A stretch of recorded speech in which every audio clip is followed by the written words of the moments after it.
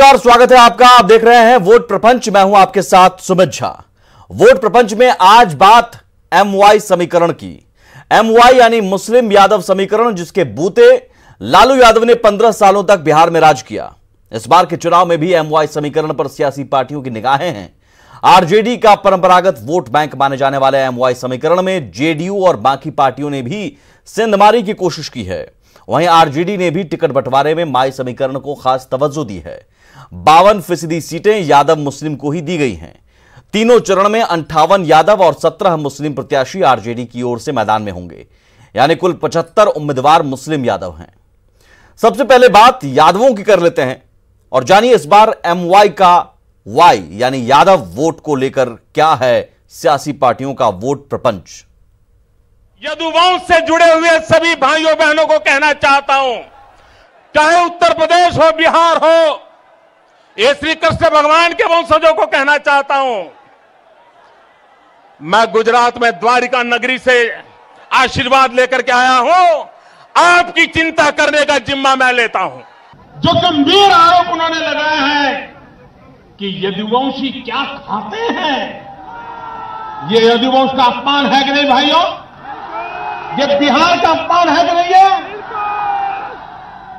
और जब यदुवंश का गुस्सा भड़क गया, नौजवान इस अपमान के लिए मैदान में आए, तो वो कह रहे हैं कि मेरे भीतर शैतान प्रवेश कर गया।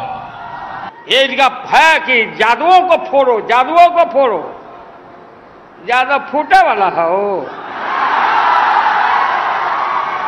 लालू को जादव भाई हमारा बैकवर्ड छोड़ने वाला है। अगर छोड़ना है तो बोल दो, कर नहीं छोड़ेगा तो हाथ उठाओ, साल 2015 के विधानसभा चुनाव के दौरान पीएम नरेंद्र मोदी और आरजेडी अध्यक्ष लालू यादव के ये बयान बताने के लिए काफी हैं कि बिहार चुनाव में यादवों की कितनी अहम भूमिका होती है। यादव वोट बैंक को लेकर हर चुनाव में सभी सियासी पार्टियां खूब जोर आजमाइश करती हैं। यादवों को रिझाने के लिए हर तरह के तिकड़म अपनाए जाते हैं। हालांकि माना जाता है कि यादव वोटरों पर लालू प्रसाद का दबदबा रहा है। पिछले 30 साल में बिहार में हुए सभी चुनाव में यादव वोटरों पर आरजेडी का दबदबा रहा। बीजेपी में भी यादव जाति के कई नेता रहे, लेकिन बावजूद इसके यादव वोटरों पर लालू यादव का ही जलवा चला। 2014 और 2019 के लोकसभा चुनाव को छोड़ दें, जब पीएम मोदी की आंधी ने लालू यादव के समीकरण को तोड़ दिया था, लेकिन बावजूद इसके विधानसभा चुनाव में यादव वोटर आरजेडी के साथ ही गुलबंद रहे। हालांकि इस बार के चुनाव में आरजेडी के परंपरागत यादव वोट बैंक में सेंधमारी की कोशिश एनडीए ने की है। एनडीए के दो महत्वपूर्ण घटक दल जेडीयू और बीजेपी ने टिकट बंटवारे में यादवों पर जमकर दांव खेला है। खासकर जेडीयू ने इस बार के चुनाव में 19 यादव प्रत्याशी मैदान में उतारे हैं, जबकि बीजेपी ने पहले चरण के लिए 3 सीटों पर यादव प्रत्याशियों पर दांव खेला है। वहीं दूसरे चरण के लिए जारी उम्मीदवारों में 8 यादव उम्मीदवार हैं। बीजेपी ने अब तक जारी कुल 77 उम्मीदवारों की लिस्ट में कुल 11 यादवों को जगह दी है। इसके अलावा पप्पू यादव की भी यादव वोट बैंक में सेंध की कोशिश है। हालांकि यादवों को अपने पाले में बनाए रखने के लिए आरजेडी ने एक बार फिर यादवों पर भरोसा जताया है। पहले चरण के 41 उम्मीदवारों में 20 यादवों को जगह दी गई है, जबकि दूसरे और तीसरे चरण के 45 उम्मीदवारों में 19 यादवों को जगह मिली है। जाहिर है आरजेडी ने एक बार फिर से यादवों पर भरोसा जताया है। हालांकि सवाल है कि क्या लालू प्रसाद यादव की गैर मौजूदगी में तेजस्वी यादव अपने परंपरागत यादव वोट बैंक को संभाल पाएंगे। लालू की गैर मौजूदगी से एनडीए को यादवों के वोट में सेंधमारी में कामयाबी मिल पाएगी।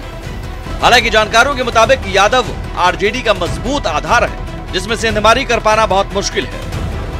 ऐसे परंपरागत वोट तो यादव का वोट जो है वो राजद के साथ है, और आज भी मुझे लगता है कि बड़ा हिस्सा तो उनके साथ ही है। मगर हाँ, कोशिश है उसमें से कुछ हिस्सा राजग अपने और दूसरे भी पप्पू यादव के पार्टी है और भी दूसरे पार्टी है, उस सब का कोशिश यही है कि उसमें से थोड़ा थोड़ा भी अगर हम लोग हिस्सा ले लें तो उनका वोट कम होगा। मगर ज़्यादातर वोट तो मुझको आज भी लगता है कि उनके बाद राजद के साथ ही है। आरजेडी का मतलब होता है लालू प्रसाद यादव, और लालू प्रसाद यादव जो है सो वो यादवों के एकमात्र नेता हैं। और कोई भी दल अगर यदि चुनाव में टिकट देता है यादवों को, तो यादव की वोट में सेंधमारी कभी भी संभव नहीं हुई। इस बार तो विशेष तौर पर नहीं होगी, क्योंकि इस बार डायरेक्ट मैंने जो सो लड़ाई में यादव और मुसलमान कह लीजिए अल्पसंख्यक, और तो वो वोट कोई भी अगर देता है तो वो आरजेडी से वो निकलने वाला नहीं है। वो पटना से आनंद अमृतराज और शैलेंद्र के साथ ब्यूरो रिपोर्ट, न्यूज़ 18। वैसे कभी यादवों को गोलबंद और सवर्णों के खिलाफ राजनीति करने के लिए लालू यादव जाने जाते रहे हैं, लेकिन इस बार लालू के लाल तेजस्वी की नजर सवर्णों पर भी है। खासतौर पर पिछले चुनाव में जिस अनंत सिंह को यादव की हत्या करने का दोषी बताते रहे लालू, इस बार वही अनंत सिंह आरजेडी के टिकट पर चुनाव लड़ रहे हैं। ऐसे में माना जा रहा है कि MY समीकरण का Y यानी यादवों का एक वर्ग आरजेडी से नाराज भी है। छोटा सा है, छोटा सा है, मोकामा वाला नाम सुना है, बेऊ जेल में भिजवाए हम लोग सब लोग।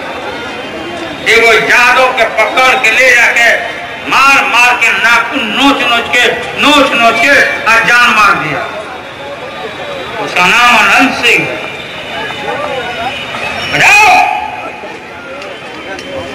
यादव रोते हुए बउआ के नोच के मार देते। तो कहते हैं राजनीति रहे या नहीं रहे, नीतीश कुमार को हम कहा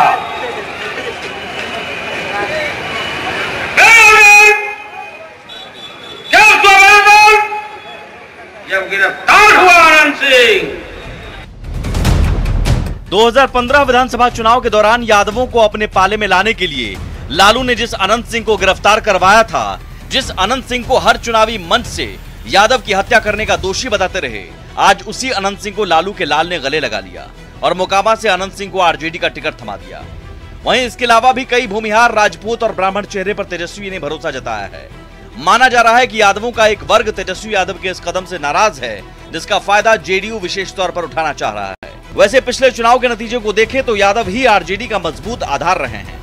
पिछली बार के चुनाव में सबसे ज्यादा अगर किसी जाति का विधायक बना था तो वो यादव जाति का था। 243 सदस्यीय विधानसभा में सबसे ज्यादा 61 यादव विधायक चुनकर आए थे। आरजेडी ने 48 सीटों पर यादवों को टिकट दिए थे, जिनमें से 42 जीतने में सफल रहे थे। नीतीश कुमार की जेडीयू ने 12 टिकट यादवों को दिए थे, जिनमें से 11 ने जीत दर्ज की थी। कांग्रेस ने 4 पर यादव प्रत्याशी उतारे थे, जिनमें से 2 जीतकर विधानसभा पहुंचे थे। ऐसे ही बीजेपी ने भी 22 टिकट यादव को दिए थे, जिनमें से 6 जीते थे। 2000 में बिहार में यादव विधायकों की संख्या 64 थी, जो 2005 में 54 हो गई थी और फिर 2010 में संख्या घटकर 39 पर आ गई थी, लेकिन 2015 में बढ़कर फिर 61 पहुंच गई। दरअसल बिहार चुनाव में यादवों की अहम भूमिका रही है। माना जाता है कि यादवों का एक मुश्त वोट जिधर जाता है, सत्ता में उसकी भूमिका उतनी ही अहम हो जाती है। बिहार की सियासत में 15% यादव मतदाता किंग मेकर माना जाते हैं। बिहार के आधे से अधिक जिलों की विधानसभा सीटों पर यादवों का प्रभाव माना जाता है। बिहार की 243 सीटों में से 98 सीटें यादव बाहुल्य हैं। वहीं 147 विधानसभा सीटें ऐसी हैं जहां यादवों का प्रभाव माना जाता है। पिछले विधानसभा चुनाव में यादव जाति का खासा दबदबा रहा।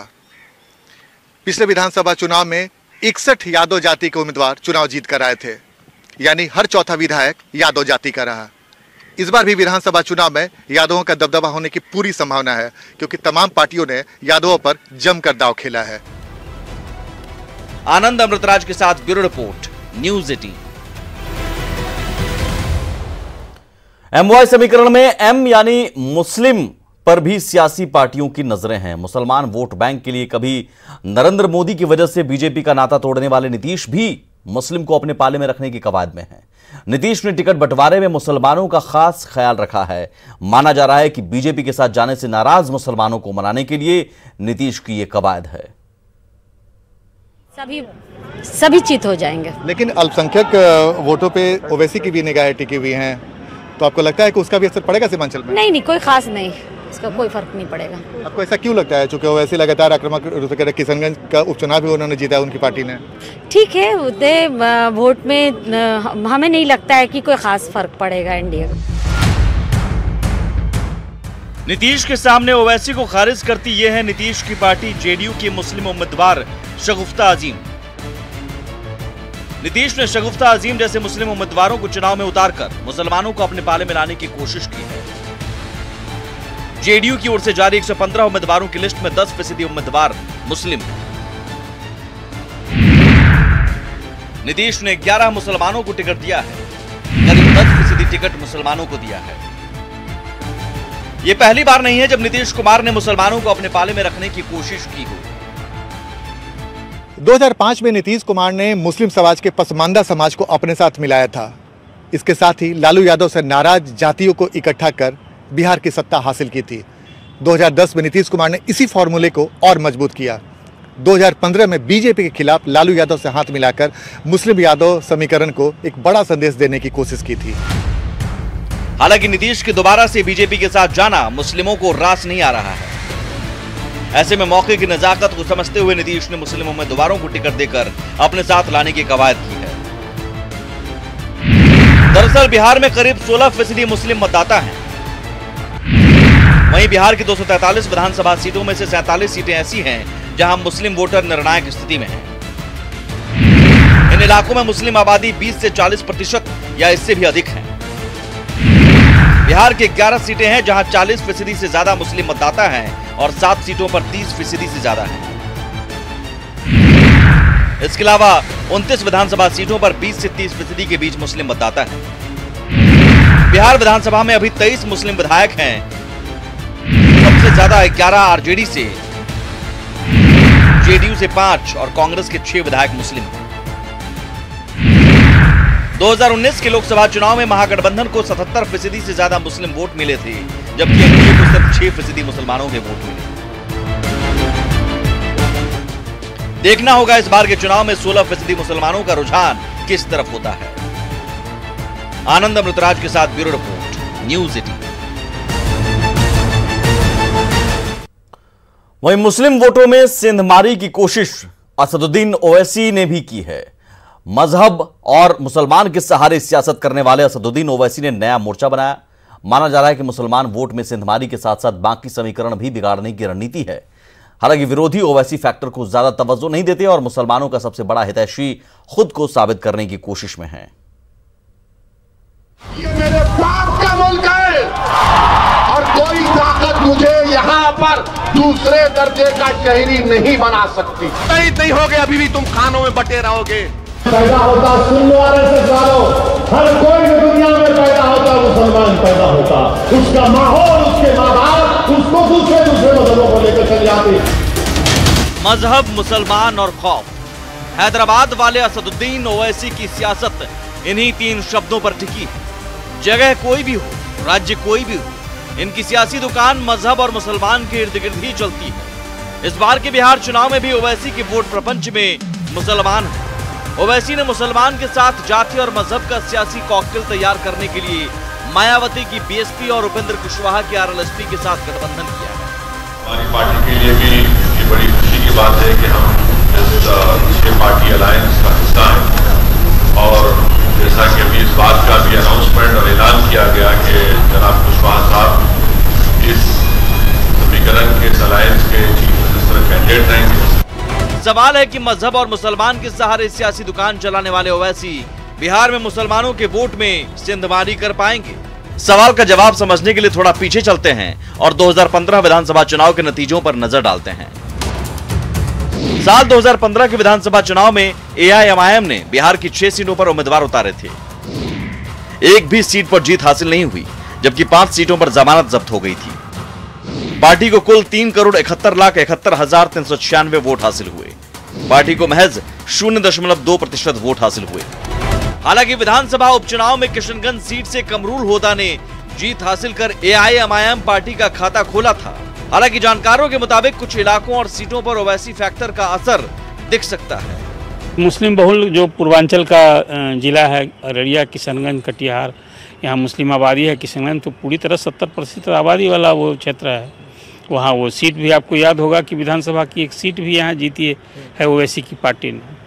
तो प्रभाव नहीं होगा ऐसा तो कह नहीं सकते, प्रभाव होगा ही और वो लोग इसी को ध्यान में रखकर उनके कैंडिडेट इस चुनाव में दिखाई देंगे। ओवैसी और मायावती गठबंधन, जिसमें उपेंद्र कुशवाहा जी का भी हो रहा है, बहुत ज़्यादा तो नहीं लेकिन थोड़ा बहुत प्रभाव पड़ेगा। और राजद का जो वोट बैंक है मुस्लिम वोट बैंक, तो सीमांचल क्षेत्र में मुस्लिम वोट बैंक पर प्रभाव पड़ेगा। और मायावती जी का दलित वोट बैंक जो है हर विधानसभा में 2 से 3 हज़ार वोट बैंक फिक्स है, वो तो है ही। वो और ओवैसी जी का वोट प्लस कुशवाहा का वोट मिल करके एक बहुत ज़्यादा सफलता तो नहीं मिलेगी, लेकिन महागठबंधन आरजेडी और कांग्रेस का जो गठबंधन है उसको थोड़ा नुकसान पहुँच सकता है इससे। माना जाता है कि ओवैसी के कारण आरजेडी और कांग्रेस के मुस्लिम वोट बैंक में सेंधमारी हो सकती है। खासतौर पर सीमांचल के इलाके में ओवैसी आरजेडी को नुकसान पहुंचा सकते हैं। सीमांचल में 4 जिले हैं, अररिया, किशनगंज, पूर्णिया और कटिहार। इन जिलों में मुस्लिम आबादी करीब 50% है। किशनगंज में 70% मुस्लिम आबादी है। ओवैसी के पार्टी का असर सीमांचल में साफ साफ दिख रहा है। मुसलमानों के एक बड़े तबके का झुकाव ओवैसी के पार्टी की तरफ है, लेकिन ये झुकाव चुनाव में वोट में कितना तब्दील होगा ये कहना फिलहाल जल्दबाजी होगा, क्योंकि ओवैसी के पार्टी पर वोट कटवा का आरोप उसके विरोधी पार्टी लगातार लगाते आ रहे हैं। पटना से आनंद अमृतराज के साथ ब्यूरो रिपोर्ट, न्यूज़ 18। और इसी के साथ वोट प्रपंच में आज बस इतना ही। नमस्कार।